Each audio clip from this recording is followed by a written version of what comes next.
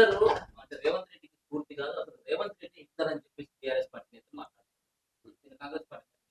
అంటే BRS party ఏందంటే, తెలంగాణ రాష్ట్రంలో చెరువులన్నీ గూడా కబ్జా జేసింది వాళ్ళే కాబట్టి, హైదరాబాద్‌లో గావచ్చు, హెచ్ఎండీ లిమిట్స్‌లో గావచ్చు, తెలంగాణ రాష్ట్ర వ్యాప్తంగా మొత్తం చెరువులు, నాలాలు, కుంటలు, ప్రభుత్వ భూములని కబ్జా జేసిర్రు గాబట్టి, వాళ్ళ మీద తెలంగాణ ముఖ్యమంత్రి రేవంత్ రెడ్డి గారు ఉక్కుపాదం మోపుతుండు గాబట్టే, హిట్లర్ అని జెప్పేసి సంబోధించే ప్రయత్నం వారు జేస్తున్నారు. ముఖ్యమంత్రి గారు జెప్పింది హిట్లర్ కొన్నిట్లలో ఎందుకు నాకు స్ఫూర్తి చెప్పిండంటే, ఎవరైనా తప్పు జేసే వాళ్ళ పట్ల మాత్రమే హిట్లర్ ఏ విధంగా ఆనాడు చర్యలు తీసుకుండో, ఆ విధంగా నేను చర్యలు తీసుకుంటా ఉన్నా.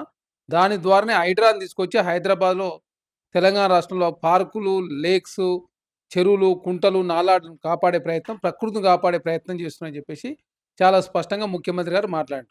దానికి బీఆర్ఎస్ పార్టీ దాన్నేదో రాజకీయం చేసే ప్రయత్నం, రేవంత్ రెడ్డి గారు హిట్లర్ అని చెప్పి సంబోధించే ప్రయత్నం వారు చేస్తా ఉన్నారు. వాళ్ళలాగా ప్రభుత్వ భూములు కబ్జా చేయలేదు రేవంత్ రెడ్డి గారు. వాళ్ళలాగా చెరువులు, నాలాలు అదే కాక పార్కులు కబ్జా చేయలేదు రేవంత్ రెడ్డి గారు. కబ్జా చేసిన చెరువులను, నాలాలను, కుంటను కాపాడే ప్రయత్నం కాంగ్రెస్ ప్రభుత్వం చేస్తా ఉంది. దాన్ని అనవసరంగా రాజకీయం చేసే ప్రయత్నంలో బీఆర్ఎస్ పార్టీ ముందుకు పోతా ఉంది. దానిలో భాగంగా కాంగ్రెస్ ప్రభుత్వం చాలా కఠినంగా వ్యవహరిస్తూ తెలంగాణ రాష్ట్రంలో ప్రకృతిని కావచ్చు, సనాతన ధర్మాన్ని కావచ్చు, అదే కాకుండా మూసిని పునర్జింపు చేసే కార్యక్రమం కావచ్చు, అదే కాకుండా దేవాలయాలు రెనోవేషన్ కావచ్చు, ఇవన్నీ కూడా చాలా పకడ్బందీగా తెలంగాణ రాష్ట్రంలో కాంగ్రెస్ ప్రభుత్వం ముందుకు గతంలో పోతుంది. గూడా కేసీఆర్ హిట్లర్‌తో పోల్చుకున్న సందర్భాలు చాలా ఉన్నాయి. సో, ఎందుకు అంటే ఈ రోజు రేవంత్ రెడ్డి మాట్లాడుతూ ఇంత రాద్ధాంతం చేస్తున్నారని. విన్నారా?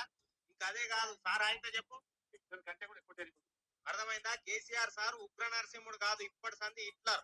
అయితే ఏ ముచ్చట్ల హిట్లర్ అవతారం ఎత్తిండు అనేది కూడా తెలియాలి కదా. అది కూడా సారే చెప్తాడు. ఎన్నో డెఫినెట్ గా దొంగల పాలిట కేసీఆర్ ఇస్తుంది. తప్పుడు పైరవి చేసే వాళ్ళ పాలిట ఇస్తుంది. ఐ వాంటెడ్ టు ఇస్తుంది. I don't feel shy. ప్రభుత్వం డబ్బులు ఇష్టం వచ్చినట్టు ఉద్యోగం చేస్తే వాళ్ళకి ఇస్తారు కాదు, ఇస్తారు కాజోడనంటే బాగా బిహేవ్ చేస్తారు. ఇదన్న ఇది వారు ఏదైతే ఇప్పుడు బీఆర్ఎస్ పార్టీ ఏది చేసినా కరెక్టు, కాంగ్రెస్ పార్టీ ఏది చేసినా తప్పనే చెప్పే ప్రయత్నంలో వారు ముందుకు పోతా ఉన్నారు.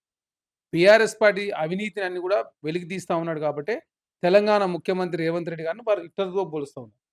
హిట్లర్‌కు సంబంధించినటువంటి అంశం విషయంలో ముఖ్యమంత్రి గారు చెప్పింది ఏంటంటే, హైడ్రాను హిట్లర్‌తో పోలుస్తూ హైడ్రా విషయంలో ఎవరైతే భూములు కబ్జా చేసిన వాళ్ళ పట్ల హిట్లర్ లాగా నేను వ్యవహరిస్తున్నానని చెప్పడం జరిగింది.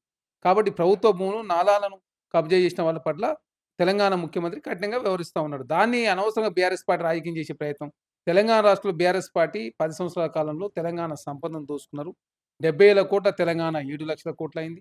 ఇరిగేషన్ ప్రాజెక్ట్‌లో 1,80,000 కోట్ల ఖర్చు పెట్టి దానిలో అవినీతికి పాల్పడరు. కాళేశ్వరం కూలిపోయింది, కుంగిపోయింది. అదే కాకుండా అమరజ్యోతి నుంచి అంబేద్కర్ విగ్రహం వరకు, సెక్రటరీ నుంచి సీతారామ ప్రాజెక్ట్ వరకు, పాలమూరు రంగారెడ్డి నుంచి ప్రగతి భవన్ వరకు, మిషన్ భగీరథ నుంచి మిషన్ కాకతీయ మొత్తం తెలంగాణ రాష్ట్రంలో అవినీతికి పాల్పడేది బీఆర్ఎస్ పార్టీ. కాబట్టి కార్ రేసింగ్ వ్యవహారంలో కాంగ్రెస్ ప్రభుత్వం చర్యలు తీసుకుంటా ఉంది. గొర్రెల స్కామ్‌లో చర్యలు తీసుకుంటా ఉన్నారు. అదే కాకుండా తెలంగాణ రాష్ట్ర ఫోన్ టేపింగ్ వ్యవహారంలో చర్యలు తీసుకున్నారు. కాబట్టే తెలంగాణ ముఖ్యమంత్రి వాళ్ళకు నిజమైన హిట్లర్‌లా కనపడి ఉండొచ్చు. వాళ్ళ కనపడలో తప్పు లేదు. ఎందుకంటే వాళ్ళు తప్పు చేసిర్రు కాబట్టి చర్యలు తీసుకుంటా ఉన్నాడు. అదే కాకుండా తెలంగాణ రాష్ట్రంలో కాంగ్రెస్ ప్రభుత్వం విధ్వంసమైన తెలంగాణను పునరుద్ధరించే ప్రయత్నంలో భాగంగా తెలంగాణ ఆర్థిక వ్యవస్థను గాడిలో పెట్టే ప్రయత్నం, తెలంగాణ సంపదను పరిరక్షించే ప్రయత్నం, ఏ లక్ష్యాల కోసం తెలంగాణ తెచ్చుకున్నామో ఆ లక్ష్యాలు నెరవేర్చే ప్రయత్నంలో మేము ముందుకు పోతా ఉన్నాం. తెలంగాణ ముఖ్యమంత్రి రేవంత్ రెడ్డి గారు ఆనాడు టీజీ కోసం పోరాటాలు జరిగినాయి కాబట్టి టీఎస్ ప్లేస్‌లో టీజీ తీసుకొచ్చిండు. కాబట్టి వాళ్ళకు అదేవిధంగా అదే కాకుండా తెలంగాణ రాష్ట్రంలో తెలుగు తల్లి ప్లేస్‌లో తెలంగాణ తల్లి ఫ్లేవర్‌ని తీసుకురావడం జరిగింది. అదే కాకుండా తెలంగాణ రాష్ట్రంలో కాంగ్రెస్ ప్రభుత్వం అందశ్రీ గారి గీతాన్ని తెలంగాణ గీతంగా ప్రకటించుకున్నాం. అదే కాకుండా గద్దర్ గారి జయంతిని వర్ధన్ అధికారికంగా నిర్వహిస్తా ఉన్నాం. నంది అవార్డులు గద్దర్ గారి పేరు మీద ఇస్తా ఉన్నాం. గద్దర్ గారికి కాకుండా అందశ్రీ గారి స్మృతి వనాన్ని కూడా తెలంగాణ రాష్ట్ర ప్రభుత్వం ఏర్పాటు చేసింది. అదే కాక ఉద్యమకాల గుర్తింపు కోసం ఒక కమిటీని కూడా కాన్స్టిట్యూట్ చేసింది. తెలంగాణ రాష్ట్రంలో అస్తిత్వాన్ని, ప్రజాస్వామ్యాన్ని కాపాడే ప్రయత్నం కాంగ్రెస్ ప్రభుత్వం చేస్తుంది కాబట్టి వాళ్ళకు బీఆర్ఎస్ పార్టీ నాయకులకు రేవంత్ రెడ్డి గారు ఇట్లా కనబడి ఉండొచ్చు. అది హిట్లర్ గారిని ఒక్కొక్కసారి ఒక్కొక్క విధంగా అర్థం చేసుకోవచ్చు. అంటే బీఆర్ఎస్ పార్టీ మీద, కేశవ్ గారి కుటుంబం మీద కావచ్చు, బీఆర్ఎస్ పార్టీ నాయకుల మీద కాంగ్రెస్ పార్టీ రేవంత్ రెడ్డి గారు బలమైనటువంటి అంటే తప్పు చేసిన వాళ్ళ మీద చర్యలు తీసుకునే ప్రయత్నం చేస్తుంటే వారికి హిట్లర్‌లా కనపడి ఉండొచ్చు. ఖచ్చితంగా తెలంగాణ రాష్ట్రంలో కాంగ్రెస్ ప్రభుత్వం, ప్రజా ప్రభుత్వం ప్రజలు ఏదనుకుంటే చేయడానికి సిద్ధంగా ఉన్నాం. దానిలో భాగంగా ముందుకు పోతాం.